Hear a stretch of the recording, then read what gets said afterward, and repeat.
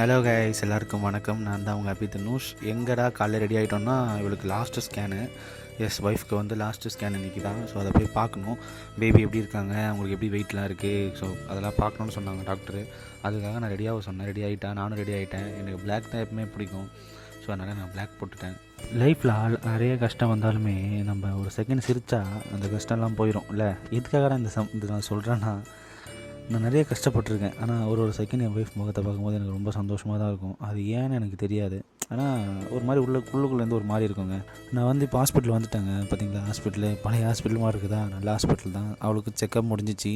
கொஞ்சம் வெயிட் பண்ணால் அப்புறம் செக்கப் பண்ணிட்டாங்க, ஸ்கேன்லாம் பண்ணிட்டாங்க, எல்லாம் ஓகேன்னு சொல்லிட்டாங்க. சரி, அவள் ரொம்ப பசிக்குதுன்னு சொன்னாலா, அதனால் அப்படியே ஃபுட்டு கடைக்கு கூட்டிகிட்டு வந்துட்டேன். ஏதோ புதுசாக திறந்துருந்தாங்க போல்.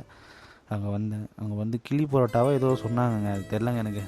வாங்கி கொடுத்தாங்க, நல்லா இருந்துச்சுன்னு சொன்னேன். சரி சாப்பிட்றலாம் அப்படின்னு சொல்லிட்டு அவளை போய் கை கழுவி வச்சுட்டு கிளி பரோட்டா வந்துச்சு. சரி, வந்த உடனே நம்ம ஒரு வீடியோ போடணுமே நினச்சி தான் வீடியோ எடுக்க ஆரம்பித்தேன். இப்போ வேறு சும்மா வீடியோலாம் போடக்கூடாது, அப்புறம் கண்ணு போட்டுரும் அப்படின்னா. சரி, இருக்கடி கண்ணு போட போது அப்படிலாம் ஒன்றும் இல்லை, நம்ம என்ன அவ்வளோ பெரிய ஃபேமஸாக அப்படிலாம் ஒன்றும் கிடையாது, நம்ம திருப்திக்காக போட்டுட்ருக்கோம் அப்படின்னு நான் சொன்னேன்.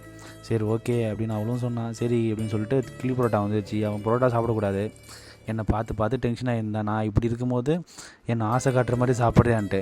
நமக்கு பரோட்டா ரொம்ப பிடிக்கும். கொஞ்ச நாள் முன்னாடி சாப்பிடாமல் இருந்தேன், கொஞ்ச நாளாகவே. அப்புறம் வாய் கட்டுப்படுத்த முடியல. அது கிளி பரோட்டானோடனே போட்டு பெரட்டிடலான்னு தோணுச்சு. அப்புறம் கிளி பரோட்டா வாங்கினே ஒரு ஜூஸ் வச்சு முடிச்சிடலாம். கடைசியாக ஒரு ஏபிசியும் ஒரு டெண்டர் கோகோனட்டும் வாங்கினேன். அது வந்து டெண்டர் கோகோனட்டு சோனு எடுத்துக்கிட்டான் மச்சான். மற்றது வந்து ஏபிசி நான் எடுத்துக்கிட்டேன், வாட்டர்மெலன் அவள் எடுத்துக்கிட்டா. எனிவே நல்லா போச்சுங்க என்கிட்டே. எனக்கு ஓகே தான், அவளுக்கும் ஓகே தான். மற்ற டீட்டெயில்ஸ்லாம் நெக்ஸ்ட் சொல்கிறேன் உங்களுக்கு, ஓகேங்களா?